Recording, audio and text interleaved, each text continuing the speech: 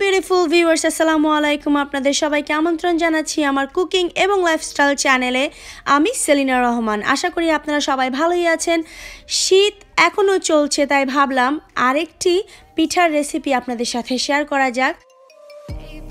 আজকে আমি আপনাদেরকে যে পিঠাটি করে দেখাবো এটিকে মেরা পিঠা বলে, আবার দোল্লা পিঠাও বলে, কোনো কোনো জায়গায় নোয়াখালী পিঠা বলে, আবার নোয়াখালীতে এটাকে ছাইন্না পিঠা বলে। যেভাবেই ডাকুক, যে নামেই ডাকুক, এই পিঠাটি কিন্তু অত্যন্ত সুস্বাদু একটি এবং সহজ রেসিপির পিঠা। চলুন দেখে নেই এক নজরে ইনগ্রিডিয়েন্টসগুলো আমাদের কি কি লাগবে এই পিঠাটা বানাতে। চালের গুঁড়া নিয়েছি আমি 2 কাপ। চালের গুঁড়া বাসায় কিভাবে বানাবেন সেটির একটি ভিডিও আছে আমার, আপনারা একটু খুঁজে দেখে নেবেন। খেজুরের গুড় আছে এখানে 1.5 কাপ। নারকেল, কোরানো নারকেল আমি নিয়েছি 1 কাপ। 1 চিমটি লবণ। That's it. খুবই simple ingredients, very simple to make M.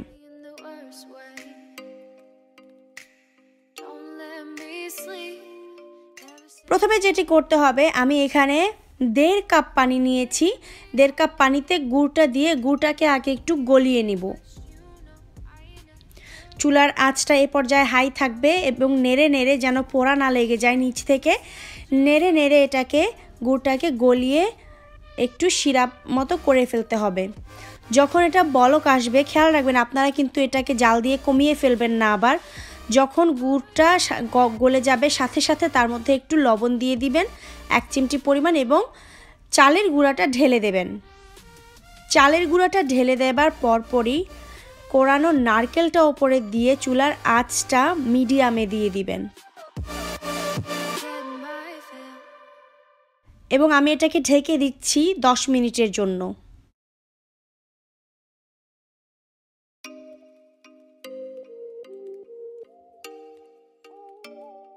10 minute পরে এটার ঢাকনা খুলে এটাকে একটি কাঠি বা একটি চামচ দিয়ে ভালো করে নেড়ে মিশিয়ে দিতে হবে গুড়ের সিরাপ এবং নারকেল, চালের গুঁড়ো সব একসাথে।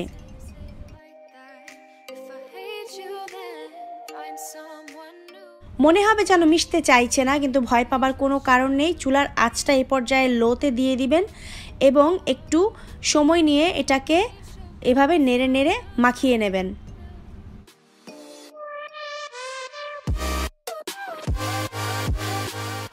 মোটামুটি ভাবে সিরাপের সাথে এটাকে মেখে আবারও ঢেকে দিচ্ছি। এটা 5 থেকে 7 মিনিট আরও এটাকে আমি কম জালে দিয়ে রাখবো চুলায়।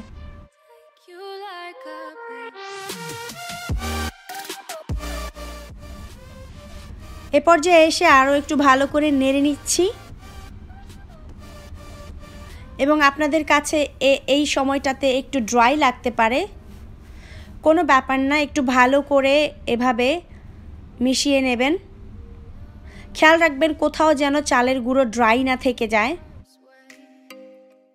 এটা যে হয়ে গেছে সেটা আপনারা বুঝতে পারবেন এরকমভাবে সামান্য একটু হাতে নিয়ে এটাকে এভাবে যদি আপনারা দেখেন যে রুটি বানানোর মতো ডো করা যাচ্ছে, স্মুথ হচ্ছে এবং হাতে লেগে যাচ্ছে না, তার মানে এটা হয়ে গেছে।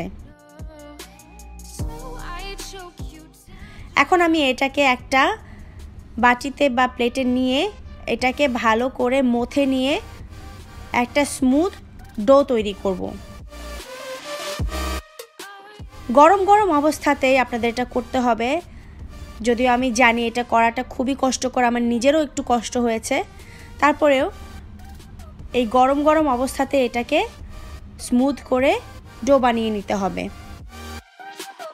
প্রতি মাসেই দর্শক আপনি জিতে নিতে পারেন $25, যেটা মান্থলি কন্টেস্ট হিসাবে চলছে আমার চ্যানেলে।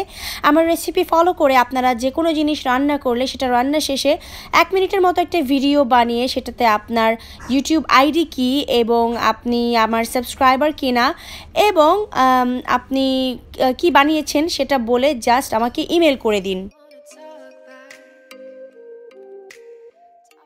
আমি এখন এটাকে কিচেন পেপার ন্যাপকিন যেটা, সেটা একটু ভিজিয়ে পানি নিংড়ে এটাকে ঢেকে রাখলাম যাতে ড্রাই হয়ে না যায়।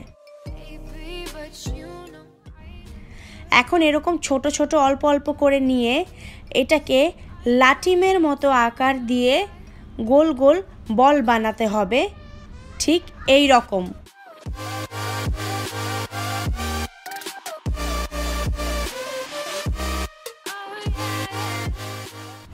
তো একইভাবে আমি বাকি ডো থেকেও বাকি পিঠাগুলো বানিয়ে নিচ্ছি এবং এই সমস্ত ইনগ্রিডিয়েন্টস থেকে আমার প্রায় 15টি পিঠা হয়েছে।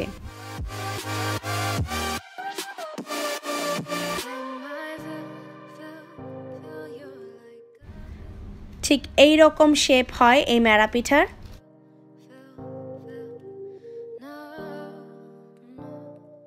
এখন আমি এগুলোকে আরেকবার ভাপে দিব এবং ভাপে দেওয়ার জন্যে আমাদের দেশে যেটা করে ভাপা পিঠার হাঁড়িতে দেয় এবং যারা প্রবাসী আছেন আমি তাদের সুবিধার্থে আমি যেভাবে করি বা প্রবাসীদের জন্য যেটা হেল্প হবে সেইভাবে দেখাচ্ছি।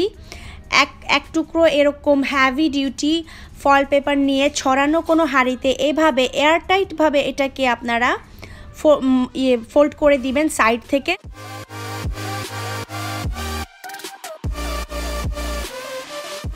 কোনোভাবেই যেন বাতাস বেরোতে না পারে সেটা আপনারা এনশিওর করবেন এবং একটু ভেতরের দিকে দাবানো থাকবে। এরকম একটি স্কোয়ার্স দিয়ে বা কাঠি দিয়ে বা টুথপিক দিয়ে এটাকে ছিদ্র ছিদ্র করে দিতে হবে পুরোটার মধ্যে, যেমনটি আমি করে দিচ্ছি।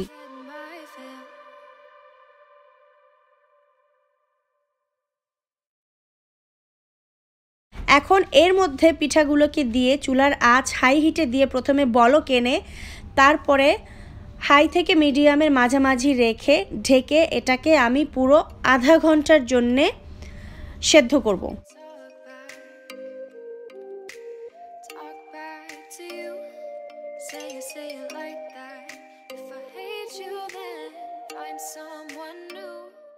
আধা ঘন্টা পরে এখন আমি এটা খুললাম এবং এটা কিভাবে এটা পুরোটা হয়ে গেছে সেটা আপনারা চেক করবেন।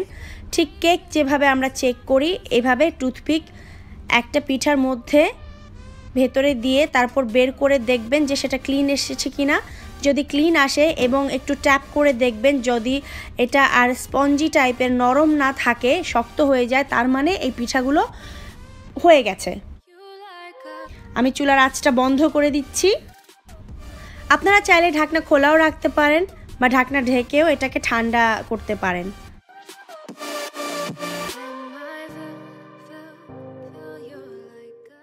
তৈরি হয়ে গেল মজাদার ম্যারা পিঠা বা দোল্লা পিঠা, যে নামেই ডাকুন, খুবই মজাদার এবং অথেন্টিক। আশা করি আমার আজকের রেসিপিটাও আপনাদের কাছে সহজ লেগেছে। সহজ লাগলেই তাহলেই আমার সার্থকতা, কারণ রান্না তো সহজই হওয়া উচিত, তাই না? আমার রান্নাগুলো যদি আপনাদের ভালো লেগে থাকে তাহলে লাইক, কমেন্ট, শেয়ার করতে কিন্তু ভুলবেন না।